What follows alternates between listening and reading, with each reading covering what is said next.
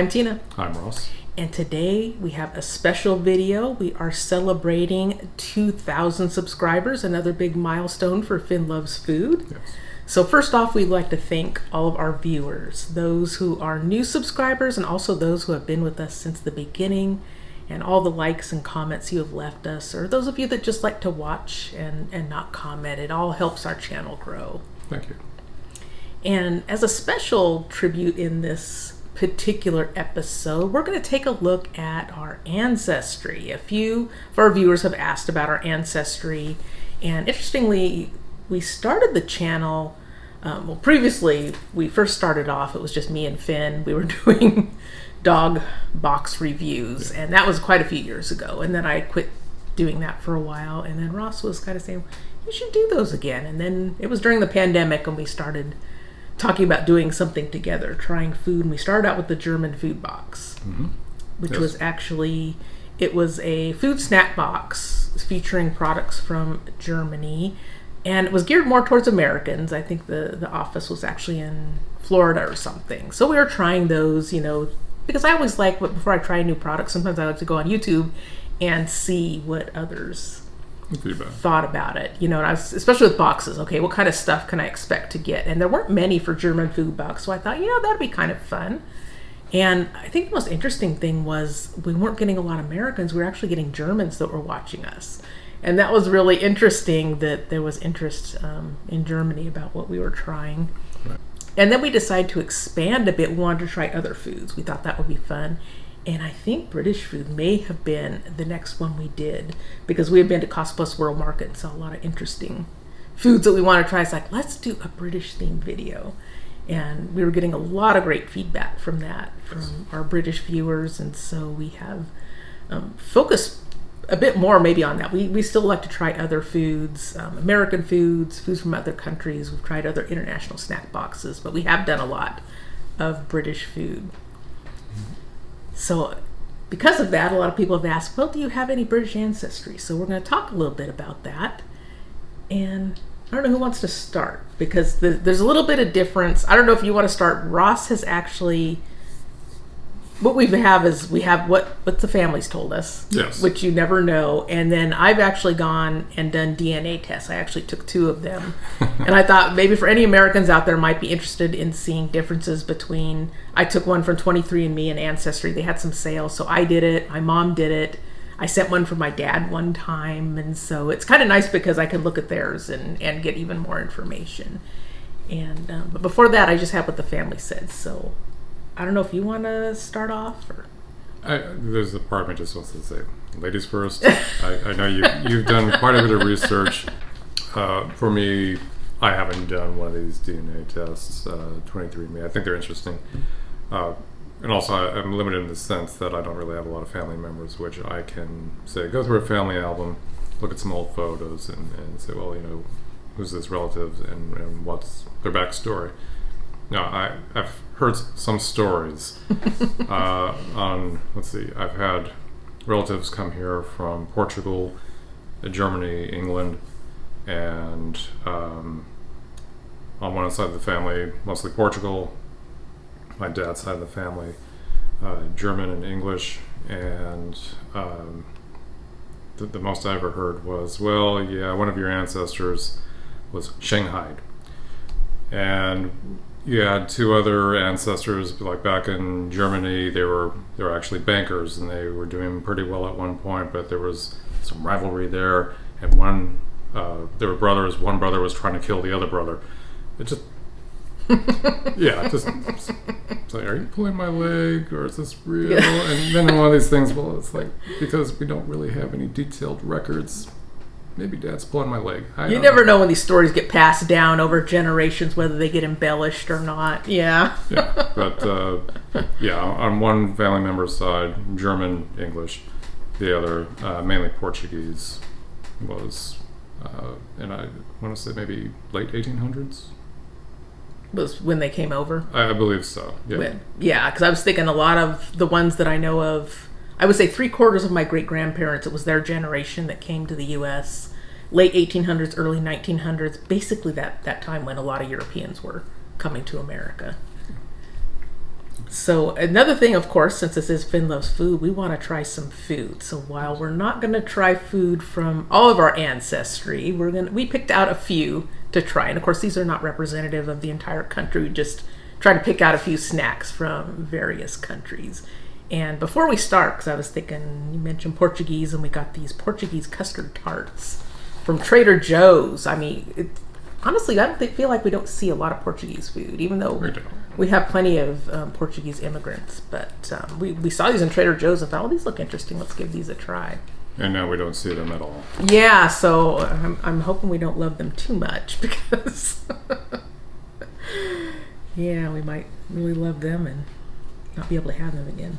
Yeah. And another thing I just wanted to bring up, another food related, is the term, I don't know if this is used other places, but Heinz 57. So Heinz 57 is a popular sauce here. It's supposed to have, 57 different ingredients? Or was it 57 attempts at getting the formula right? Oh, is that right? I have no idea. I know that WD-40 was actually named. It's WD-40 because water displacement, and number 40 was how many attempts was made to actually get to that formula that worked. Little trivia there. Yeah, so I'm not sure, but I do know that Heinz 57 is often used to describe someone who comes from a variety of ancestries. He's like, oh, I'm a Heinz 57. If somebody asks what your ancestry is, just say, oh, that happens a lot in the United States, especially if your family's been here for a while. You know, people intermarry and you have a mishmash of different ethnicities. I've just heard people refer to as a mutt. A mutt, too, yeah. I've heard both. All right, so shall we give these custard tarts a try? I'm very curious to try them. Yes, please. They look good. Yeah. Sorry. It's okay. Maybe I should have gotten a separate plates. Maybe.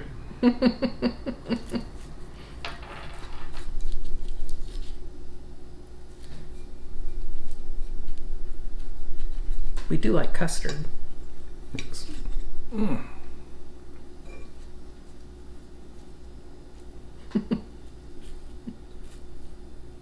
Boop. Mm. Mm. Oh. I like that. That's tasty. Yeah. I like a phyllo type crust. Custard filling. It's a very light, flaky crust. Mm-hmm. Then you have the warmed. These before they're baked, they look like they're already baked to start off. Then you're just kind of warming them up. Yeah, I'm almost thinking just for quickness. Mm-hmm. We did these in the microwave. It was one of them, but it was suggested to heat them in the oven. We have two more. I think we should try them in the oven because I think that would make the pastry part even better. Maybe kind of flakier. Yeah, that would be really good, I think. Yeah, these are good. But those are nice. Yeah, something we haven't tried. So yeah, I know your mom loved to bake, and she's the one with the Portuguese ancestry. Did she ever do anything Portuguese or? I don't recall my mother ever specifically prepping any. Hey, this is actually from Portugal. This is Portugal inspired. This is a Portuguese recipe. No. Same with German food. Yeah. No. I can't say that I grew up having any real ancestral food.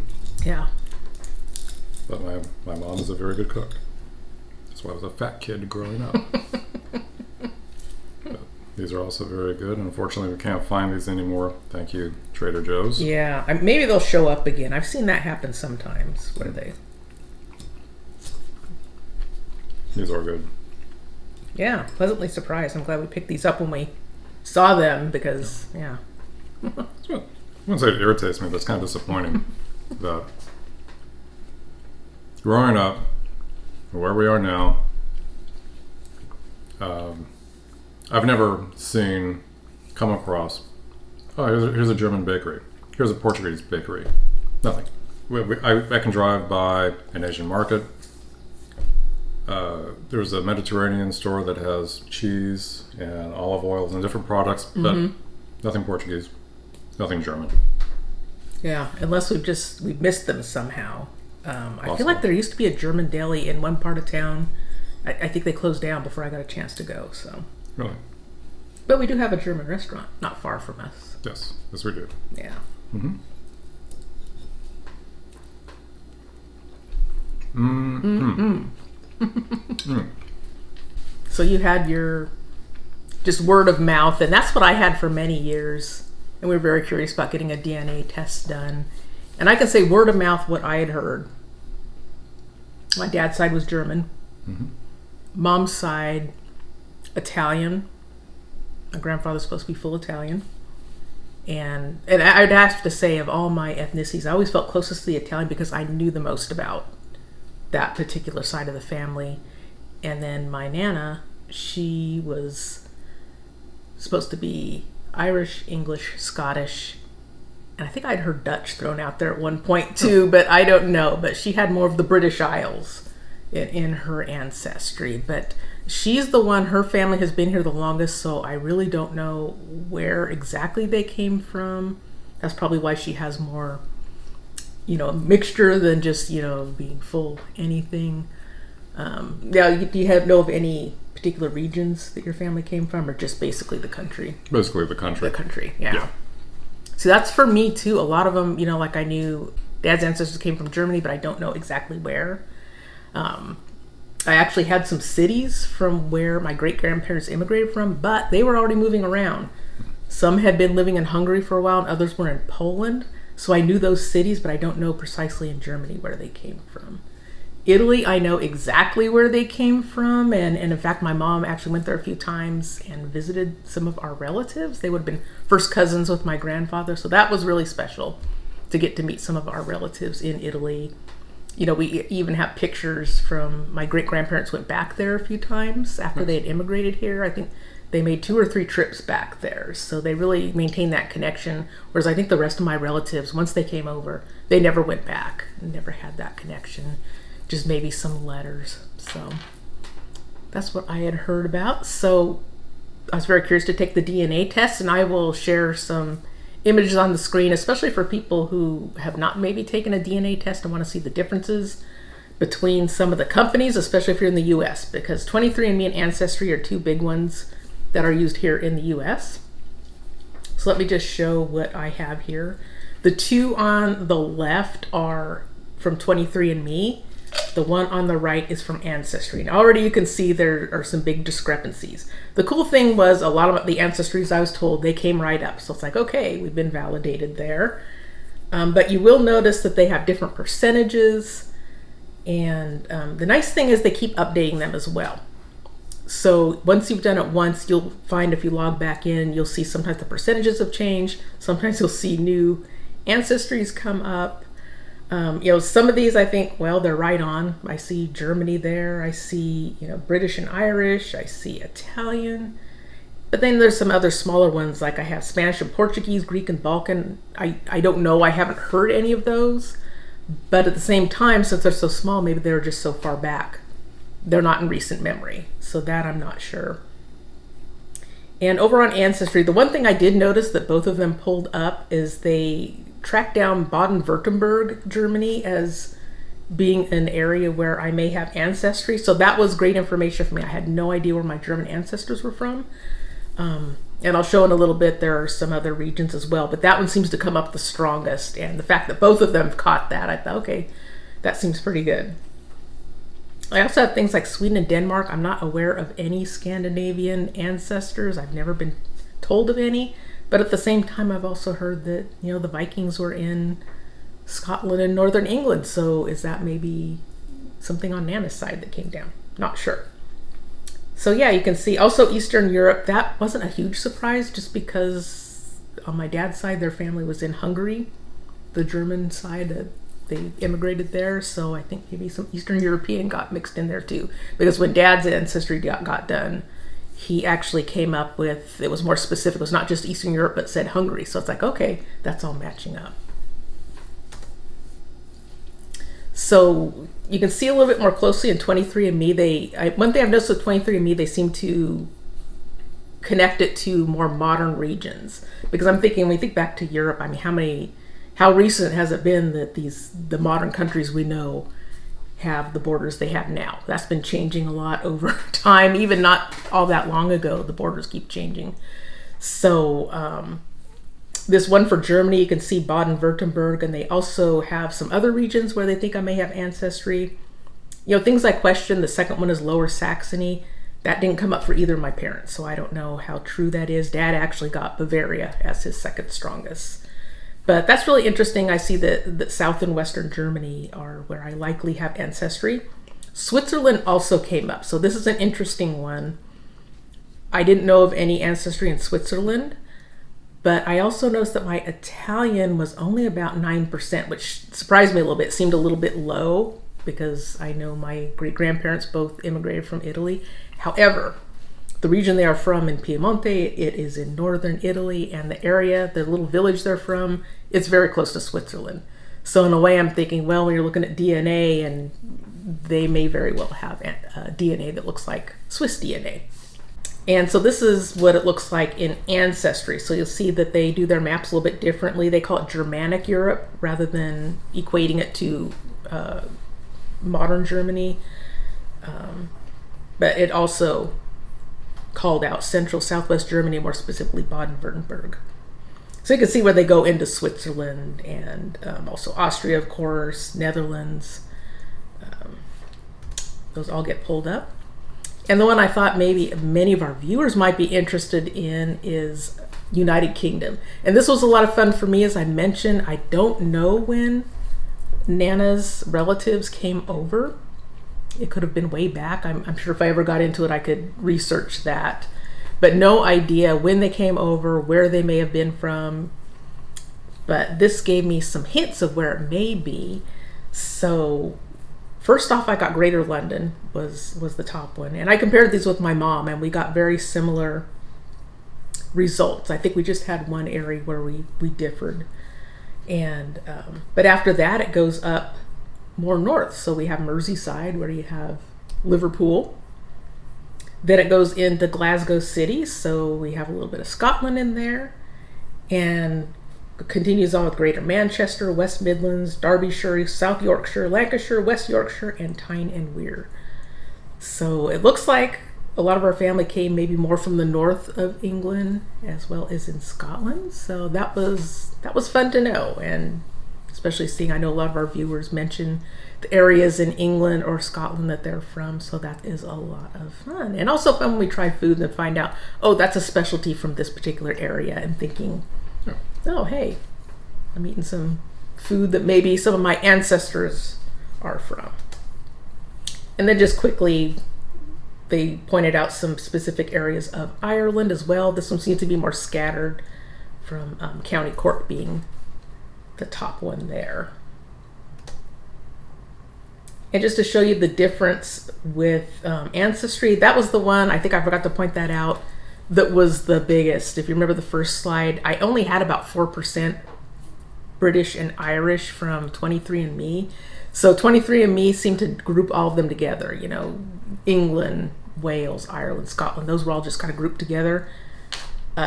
Ancestry does break them apart, but they have England and Northwestern Europe is 31%, and then I think they had 8% Scotland and 5% Ireland.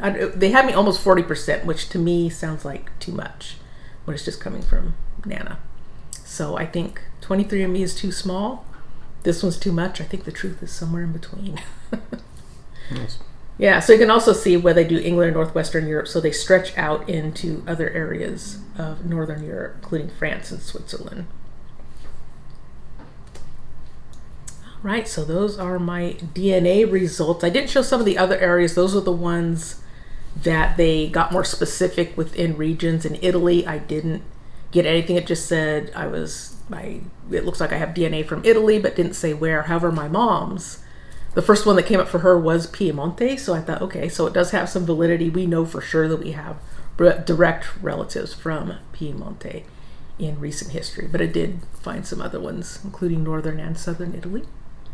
Yeah. That's it. That said, I've been doing too much talking. We need to do more eating. Are you ready to eat your ancestry? I I should have been stopping more for because we do have a few other countries represented here. Well, which ancestry would you like to eat now? Let's go ahead and, since I was just talking about Italy, something else we found at Cosplus World Market, La Specialità Piemontese. So I don't know what these are. Have not had them. You know, it was great going up there and trying food up there from our relatives. And that's also something that my mom remembers growing up with. Her great-grandmother would cook wonderful Italian food, and I wish I could have experienced that. She passed away when I was maybe 5 or 6. If I tried it, I don't remember, unfortunately. But my mom has very good memories that she shared with me. So we're not familiar with these. But when I saw they were from Piemonte, I thought, well, I can't resist this.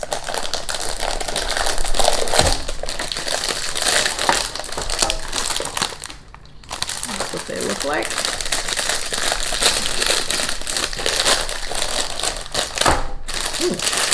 Smell something sweet. That smells good. Is that like a vanilla? Yeah. What, are these considered a butter cookie? Let's see. They kind of smell like shortbread. Oh, it's actually all in Italian, and it's been a while since I took Italian. Has butter and sugar, so yeah. All the things we love.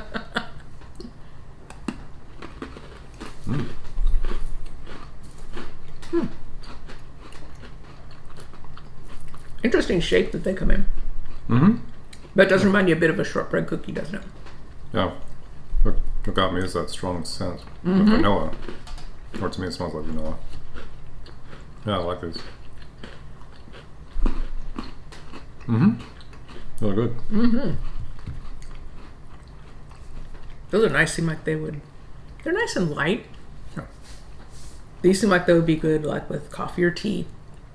Yes. Maybe dunk them in because they feel pretty solid. Espresso. Yeah, I like these. Yeah, those are tasty. I'll have to share these with my mom. I know we've got plenty of biscotti, but different, not as crunchy as a biscotti. They're very nice. Now, growing up, you recall any of your relatives doing any Italian traditions that you thought were unusual or just they stick out in your mind? Not really. You know, my grandfather could speak Italian, but you know, marrying my Nana, who was not Italian, he spoke to his parents in Italian, but did not teach my mom or her sister Italian, which they kind of regret as they got older. They wish they knew more. But, yeah. I feel like they didn't really hang on to that. I've heard of the burning of the pig. For some Portuguese families, it's not unusual, like certain time of year, to get a live pig and basically prep it for consumption. Basically just killing it, hanging it upside down, bleeding it. I had a coworker, I won't use names here, he had a young daughter, and anyway, very Portuguese family, and that's something he would do with his family. He'd prep the pig, and after they had to bleed, drain it of the blood, gets a blowtorch to make sure the outside's nice and crispy. Well, his little 3-year-old daughter is watching, and I'm thinking, why? Why would you traumatize your kid in such a way? Well, maybe she wouldn't be traumatized, you know, if you grow up with something like that. Seriously? In the garage. Well, what's funny, though, is I know we had when I was growing up, we had some neighbors that were of Portuguese descent. And I remember them having the pig in the garage. Because it's like all neighborhood kids were like, oh yeah, they've got a pig hanging in their garage. Of course, being kids, we were all curious and wanted to go down and see it. And did your neighbor get out the blowtorch? I don't remember a blowtorch. I just remember they had a pig hanging in the garage, yeah. And of course, the making of the wine. Did your neighbor, you remember hearing the stories of them making their own wine? No, but I did hear that my great-grandparents made their own wine and grappa. Yeah, especially during Prohibition.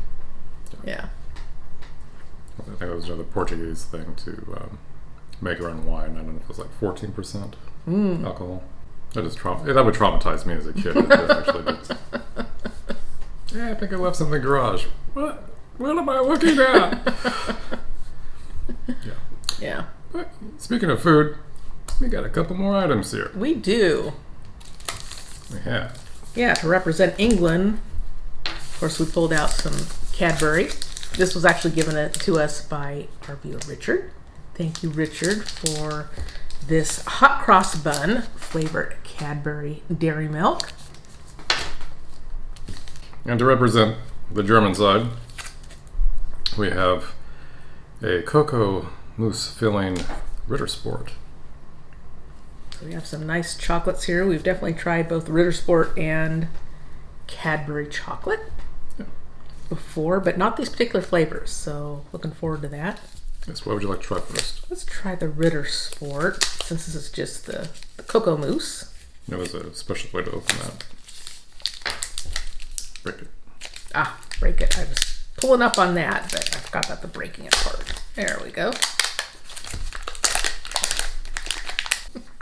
So, ready? Boop.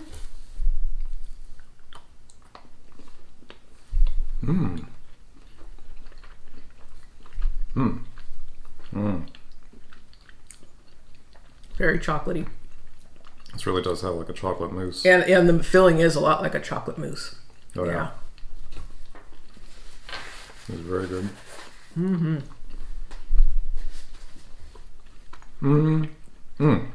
Is that really light and airy texture of a mousse? Oh yeah. Very nice chocolate flavor too. Yeah. That's good. I have to remember that one. See that in the store? Pick that one up again. Smooth, creamy. Yeah, and I know Richard did send us more Rittersport that we'll be trying in an upcoming video. More flavors. Yes, thank you, Richard. And speaking of Richard. Yeah, let's go ahead and try the hot cross bun. So these have raisins, crispies, and cinnamon flavor. Open it? If you want. It's a reclosable one, so. That's it. Open here. We found the correct open. I think you gotta do the pull apart.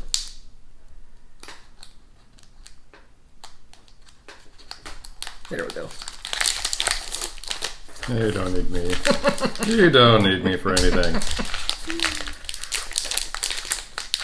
I like that reclosable because we don't see that on ours, and it's just Very convenient. Hanging out, stuff falls out. Yeah. Cool. Oops, I got two. But they're small. It's like almost one at Ritter Sport, right? I like your reasoning. Boop.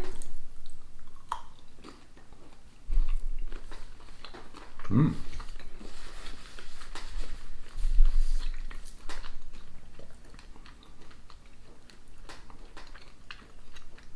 I like that flavor. Got a bit of that cinnamon flavor coming through. Yeah. Yeah. No, it's not too much. And sometimes you might have like a cinnamon with chocolate. Mm-hmm. Yeah, it's just overpowering. And did you get a raisin in yours? Mm-hmm. Yeah, I got a raisin and some of the little crispies. I really like that cinnamon flavor in there, though. That's nice. That whole combination. Mm-hmm. Love Cadbury chocolate. Yeah, I've never had that combination before. Raisin, chocolate, cinnamon, and crispy. Oh, that's good. Yeah. Thank you, Richard. Tasty. Thanks so much, Richard. Very good. So while we didn't cover every single country in our ethnicity, because boy, when I looked at mine, there were a lot of different countries in there all over Europe. So that'd be a really long video, but we tried to highlight some of the ones that we're most familiar with. Yeah. Yeah. So again, we're very happy that we made it to 2,000 subscribers, and thank you so much for your support during all this time. Liking our videos, watching our videos, commenting. We really appreciate it. We love reading all the comments from our subscribers. It's a lot of fun to interact with you. We feel like some people we kind of know already. We see your comments so much, so that's a lot of fun. Yes, we appreciate it. We appreciate that you took the time out of your day to do that. Thank you. So let us know in the comments, did any of these ancestries surprise you? Did you have any preconceived notions over what we might be? Probably hard to tell because we're so mixed. But let us know in the comments. And also, have you done a DNA test? And did you find any surprising results?